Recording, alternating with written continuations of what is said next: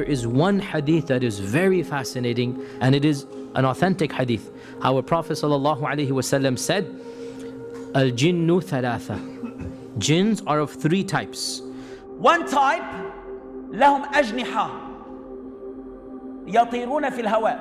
One type, they have wings and they fly and they roam around in the air. They are flying around in the skies.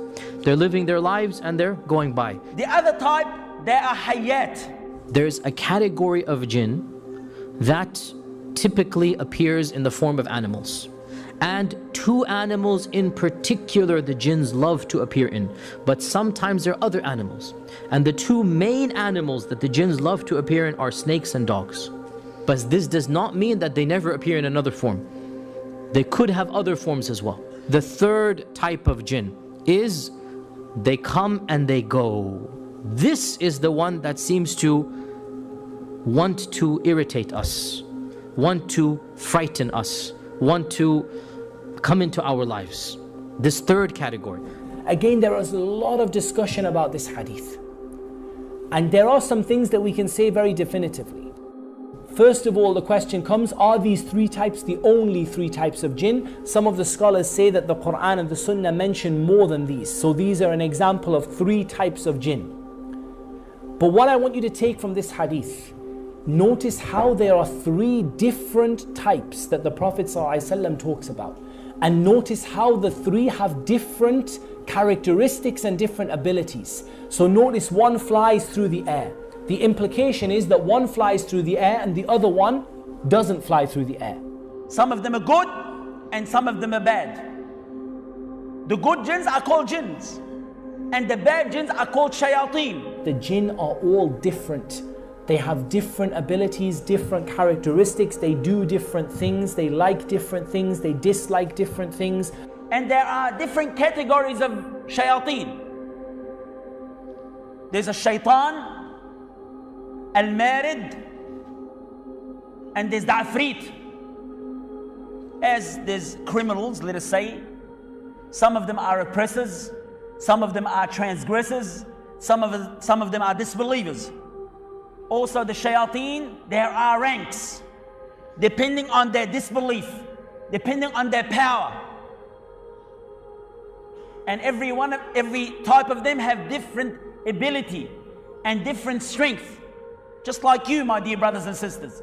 Some of you can lift 20 kilos and some of you can lift 200 kilos. Some of you are intelligent and some of you are not as intelligent.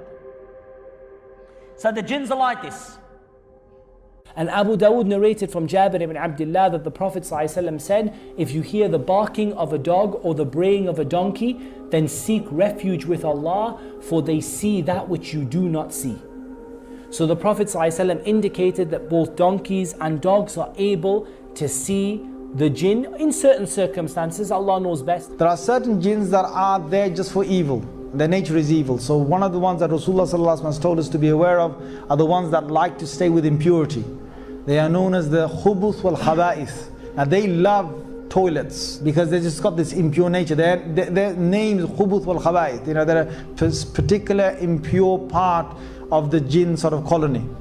And Rasulullah ﷺ has told us that when you go to the toilet, you just have to seek protection before you go in the toilet. So those jinns, if they're there, they won't have any effect. There's others that like to stay with human beings because they are impure or they stay in an unclean manner. Now only impure jinns will stay with impure people if they are of that kind. And they will just stay with them. Sometimes they won't affect them. There's one particular shaitan that will give doubts. So when people make wudu, some people get doubt. Did I wash this? No, let me wash it again. So they wash it again. And then after that, did I wash that little part of my elbow? No, let me wash it again. So they wash it again. This is doubt. This is doubt. And if you see any person who's in that, the best way is to get somebody who looks over them and tells them, just listen to me. Yes, you washed it. Now you just carry on. Allah subhanahu wa ta'ala tells us that the jinns say, وَمِنَّا الصَّالِحُونَ وَمِنَّا دُونَ ذَلِكَ. Some of us are righteous and some of us are not. وَكُنَّا طَرَائِقَ قِدَدًا. And many of us have different ways and different ideologies and different thinking. Some of them, the jinns, are Muslims. Some of them are disbelievers. Some of them are Jews, Christians, Buddhists, atheists, monks, everything. the same as human beings. Many people mistakenly think that all of the shayateen are chained up in Ramadan. This is not true. Only the marada of the shayateen.